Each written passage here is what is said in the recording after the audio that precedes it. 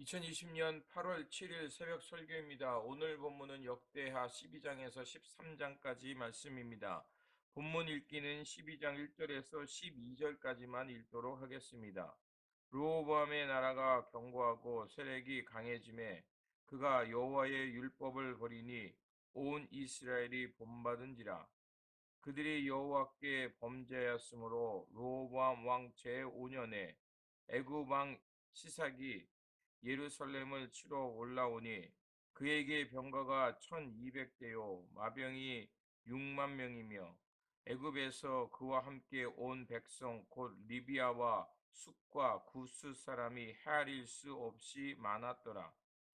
시삭이 유다의 견고한 성읍들을 빼앗고 예루살렘에 이르니 그때 유다 방백들이 시삭의 일로 예루살렘에 모였는지라.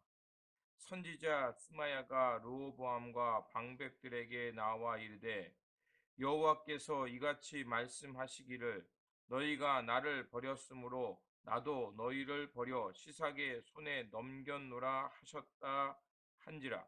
이에 이스라엘 방백들과 왕이 스스로 겸비하여 이르되 여호와는 의로우시다 하매 여호와께서 그들이 스스로 겸비함을 보신지라.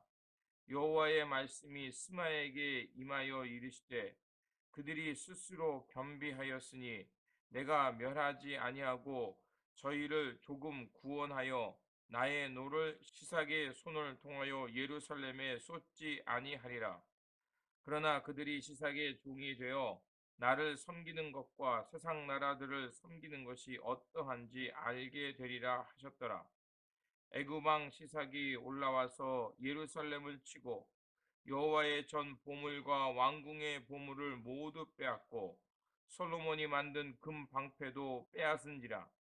르호보암 왕이 그 대신에 롯으로 방패를 만들어 국문을 지키는 경호 책임자들의 손에 맡김에 왕이 여호와의 전에 들어갈 때마다 경호하는 자가 그 방패를 들고 갔다가 경호실로 도로 가져갔더라. 르호보암이 스스로 겸비하였고 유다의 선한 일도 있으므로 여호와께서 노를 돌이키사 다시 멸하지 아니하셨더라. 아멘. 오늘 본문은 남유다가 애굽에게 공격을 받는 것과 아비야가 북이스라엘 여로보암과의 전투에서 승리하는 말씀입니다. 11장에서 견고한 성읍들과 국방력으로 강성해진 남유다는 하나님의 율법을 버리고 범죄하기 시작합니다. 율법을 다른 말로 토라라고 합니다. 토라라는 단어 속에는 화살을 쏜다는 의미가 담겨 있습니다. 즉, 몸과 마음을 하나님을 향해 나아간다는 뜻입니다. 죄란 화살이 관역에서 벗어난 것입니다. 즉 하나님께로 나아가야 할 몸과 마음이 다른 데로 간 것을 뜻합니다. 그것이 바로 죄라는 것입니다. 하나님의 복과 은혜를 가지고 하나님의 영광을 위해 사는 것이 바로 하나님의 백성의 목적입니다. 그런데 르호보암은 하나님의 복을 가지고 다른 길을 간 것입니다. 12장 2절에 그들이 여호와께 범죄하였으므로 르호보암 왕 제5년에 애굽 왕 시삭이 예루살렘을 치러 올라오니라. 르호보암 당시의 시대상을 열왕기상 14장 23절에서 24절은 이렇게 얘기하고 있습니다. 이는 그들도 산 위에서와 모든 푸른 나무 아래 산당과 우상과 아세라상을 세웠습니다. 그 땅에 또 남색하는 자가 있었고 여호와께서 이스라엘 자손 앞에서 쫓아내신 국민의 모든 가증한 일을 무리가 본받아 행하였더라. 그렇습니다. 르호보암 시대 때 그들이 하나님의 율법을 버리고 범죄했다는 것은 바로 그 하나님의 율법을 떠나서 가나안 토속 신앙을 따랐다는 것입니다. 그리고 풍요와 번영의 신인 아세라와 바벨론 상을 쫓아 살았다는 것입니다. 그로 인해서 애굽 왕 시삭이 유다의 많은 성읍들을 파괴하고 예루살렘까지 진격하게 된 것입니다. 이 일로 인해서 이스라엘 왕과 방백들이 예루살렘에 모였습니다. 그때 선지자 스마엘을 통해서 하나님의 책망의 말씀이 그들에게 들려옵니다. 그 이유는 바로 그들이 하나님의 백성으로서 하나님을 버렸기 때문이라고 말하고 있습니다. 그래서 이스라엘 백성들을 시삭의 손에 붙였다는 것입니다. 그렇습니다. 시삭의 침공이 유다의 국방이 약해서가 아니라 하나님께 범죄했기 때문이라고 분명히 말하고 있는 것입니다. 그 어려움으로 인해 이스라엘 방백들은 다시 한번 하나님 앞에 나아가게 됩니다. 그래서 6절과 7절에 보면 이렇게 말하고 있습니다. 이에 이스라엘 방백들과 왕이 스스로 겸비하여 이르되 여호와는 의로우시다 하매 여호와께서 그들이 스스로 겸비함을 보신지라 여호와의 말씀이 스마에게 임하여 이르시되 그들이 스스로 겸비하였으니 내가 멸하지 아니하고 저희를 조금 구원하여 나의 노를 시삭의 손에 통하여 예루살렘에 쏟지 아니하리라. 그렇습니다. 남유다와 왕이 스스로 겸비하여 하나님께 돌이키자 하나님은 그들을 완전히 진멸하지는 않겠다고 결정을 내리십니다. 그래서 7절에 나와 있는 조금 구원하다라는 것입니다. 이 말은 부분적으로 구원한다는 말이 아니라 정해진 시간 동안만 하나님의 진노를 유해해 준다고 말하고 있는 것입니다. 그리고 하나님께서는 8절에 이렇게 말합니다. 그러나 그들이 시삭의 종이 되어 나를 섬기는 것과 세상 나라들을 섬기는 것이 어떠한지 알게 되리라 하셨더라.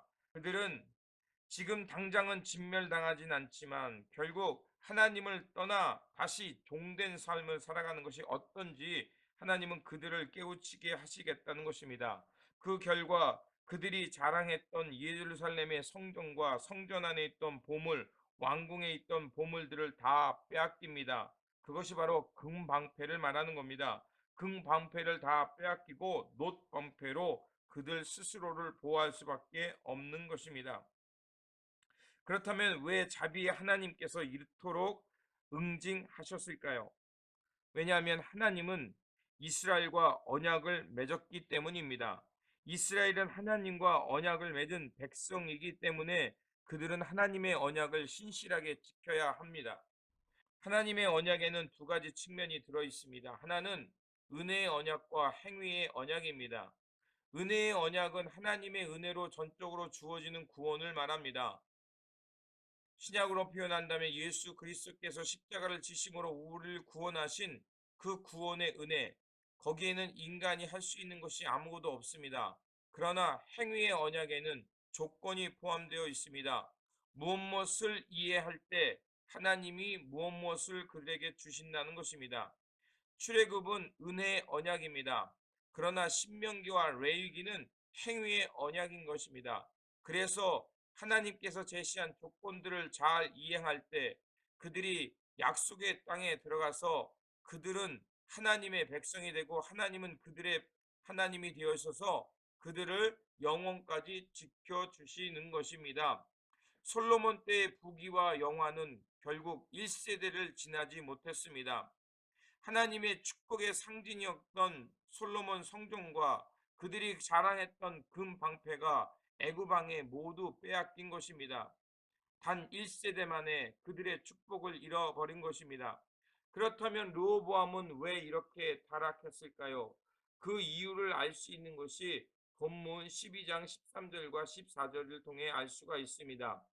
르호보암 왕은 예루살렘에서 스스로 세력을 굳게 하여 다스리니라. 르호보암이 왕위에 오를 때의 나이가 40세라. 예루살렘 곧 여호와께서 이스라엘의 모든 지파 중에서 택하여 그 이름을 두신 성에 17년 동안 다스리니라. 르호보암의 어머니의 이름은 나아마요 암몬 여인이었더라. 14절 르호보암이 악을 행하였으니 이는 그가 여호와를 구하는 마음을 굳게 하지 아니함이었더라. 그렇습니다. 르호보암의 어머니는 암몬 여인이었던 것입니다. 솔로몬이 정략 결혼을 통해서 암몬 여인과 결혼하고 결국 그로 인해서 암몬 여인이었던 그 여인이 이스라엘의 왕비가 되면서 자연히 암몬의 신앙을 가지고 이스라엘 가운데 들어온 것인 것입니다. 그로 인해서 어떻겠습니까? 비록 예루살렘에 살았지만 그들은 야훼 신앙을 향해 사는 것이 아니라 오히려 자신들의 고향의 신을 섬기며 살았다는 것을 알 수가 있습니다. 그로 인해서 르호보암은 하나님을 경외하기보다는 자연스럽게 암몬 여인이었던 어머니의 신앙을 따라 살아갔을 겁니다. 어제 말씀드린 것처럼 잠언 29장 18절에 말한 것처럼 묵시가 없는 백성이 방자의 행어거니와 율법을 지키는 자는 복이 있느니라. 그렇습니다. 믿음의 유산을 잃어버리게 되면 결국 하나님 앞에서 떠나 율법이 아닌 세상을 향해 살아가는 것입니다. 우리에게 주어진 믿음의 역할은 무엇이겠습니까? 물론 우리 스스로 하나님을 향해 바르게 살아가야 합니다. 그러나 그것으로 끝나서는 안 됩니다. 우리에게 허락하신 이 믿음의 유산을 다음 세대에 잘 전달하는 것도 우리의 사명인 것입니다. 좋은 신앙을 전수받아야 결국 좋은 신앙이 자녀들이 나오게 되는 것입니다. 그래서 르호보암과 다른 13장에서는 남유다의 제2왕이었던 아비야의 통치의 행적을 소개합니다. 제위 3년에 아비야는 북이스라엘의 침략을 받습니다. 그런데 남유다는 북이스라엘에 비해서 수적인 열세를 갖고 있었습니다. 그럼에도 불구하고 남유다는 북이스라엘에 대하여 승리를 합니다. 북이스라엘 침략 속에서 승리할 수 있었던 것은 하나님을 전적으로 신뢰하는 신앙으로 살았기 때문에 승리할 수 있었다고 13장은 얘기합니다. 그 이유를 13장 2절에서는 이렇게 말합니다. 예루살렘에서 3년 동안 다스리니라. 그의 어머니의 이름은 미가예요. 기브아 사람 우리엘의 딸이더라. 아비야가 여로보암과 더불어 싸울세. 2절에 하나님이 우리와 함께 하사 우리의 머리가 되시니 그의 제사장들도 우리와 함께하여 전쟁의 나팔을 불어 너희를 공격하니라. 이스라엘 자손들아 너희 조상들의 하나님 여호와와 싸우지 말라. 너희가 형통하지 못하리라. 이 말씀 속에 나와 있는 것처럼 아비야는 전적인 하나님을 신뢰하며 하나님을 공경하는 백성의 왕이라는 것을 표현하고 있습니다. 그리고 2절에 나와 있는 것처럼 아비야의 어머니는 미가야요. 미가야는 우리엘의 딸이라는 것입니다. 우리엘의 딸이라는 것은 바로 압살롬의 딸을 말하는 것입니다. 결국 다윗의 증손녀였던 거죠. 다윗의 증손녀였기 때문에 자연이 어떻겠습니까? 바로 이스라엘 전통 속에 있었다는 것입니다. 아비야가 전쟁에서 승리할 수 있었던 비결은 훌륭한 믿음의 유산과 하나님의 뜻을 따르러 살았던 삶에 있었다는 것입니다. 전쟁뿐만이 아니라 영적 승리의 비결은 하나님과 함께 살아가는 것입니다. 하나님과 함께 하실 때 세상은 결코 이길 수 없습니다. 구원은 단순히 천국 가는 것으로 끝나는 것이 아닙니다. 빌립보서 2장 12절이 말하는 것처럼 그러므로 나의 사랑하는 자들아 너희가 나 있을 때뿐만이 아니라 더욱 지금 나 없을 때에도 항상 복종하여 두렵고 떨림으로 너의 구원을 이루라. 그렇습니다. 구원받은 삶이라는 것은 하나님의 생명으로서 거룩한 삶을 살아내야 한다는 것입니다. 그렇습니다. 하나님의 언약 백성으로서 하나님의 거룩함을 드러내는 삶, 그러한 삶이 되어야 합니다. 그것이 진정한 구원의 삶이며 성화의 완성인 것입니다. 그러므로 말씀 중심과 건강한 믿음으로 하나님 나라의 거룩함을 향해 살아가시기를 부탁드립니다. 이러한 믿음과 바른 순종이 있을 때 영적으로나 육적으로나 승리하며 하나님의 거룩한 백성으로 살아가게 될 것입니다. 기도하겠습니다. 구원의 하나님, 남유다가 언약의 말씀을 잃어버리자 그들은 하나님의 율법을 떠나 세상의 풍조를 향해 살아갔습니다. 그로 인해서 하나님의 백성들은 거룩함을 잃어버렸고 하나님의 성전은 또다시 파괴되었습니다. 남유다가 하나님을 떠나게 된 것은 믿음의 유산을 잃어버렸고 말씀의 훈련을 잃어버렸기 때문입니다. 주님, 말씀과 성령으로 깨우셔서 늘 진리 안에 살면서 건강한 믿음으로 살게 하여 주시옵소서. 그래서 바르게 깨닫고 바르게 순종함으로 하나님 나라가 완성될 때까지 우리의 발걸음을 멈추지 않게 하여 주시옵소서. 또한 바른 믿음의 유산을 우리 후손들에게 잘 전하여서 영적으로나 육적으로나 늘 하나님 앞에서 거룩한 삶을 살게 하여 주시옵소서. 우리 구주 예수 그리스도의 이름으로 기도드립니다. 아멘.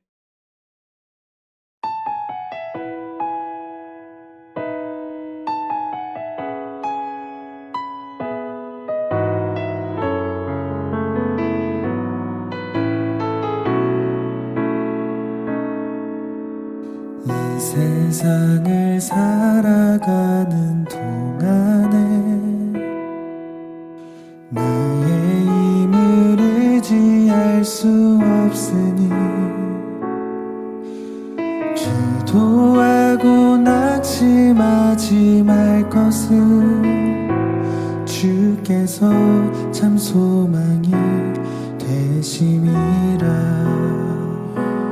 하나님의 꿈이 나의 비전이 되고 예수님의 성품이 나의 인격이 되고 성령님의 권능이 나의 능력이 되길 원하고 바라고 기도합니다.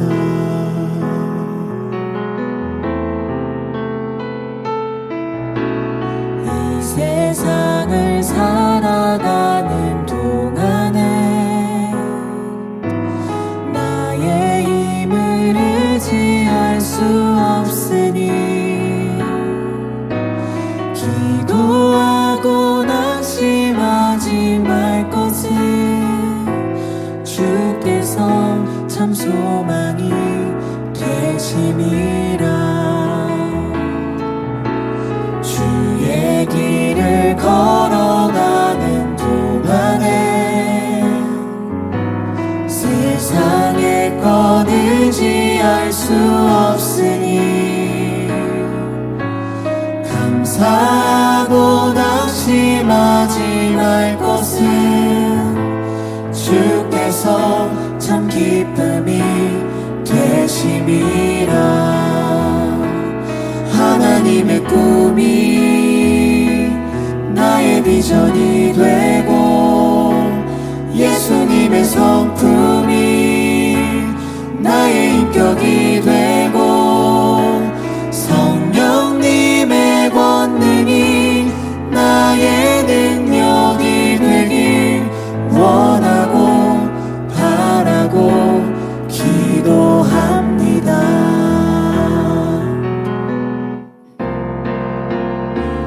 하나님의 꿈이 나의 비전이 되고 예수님의 성품이 나의 인격이 되고 성령님의 권능이 나의 능력이 되길 원하고 바라고 기도합니다. 원하고 바라고 기도합니다.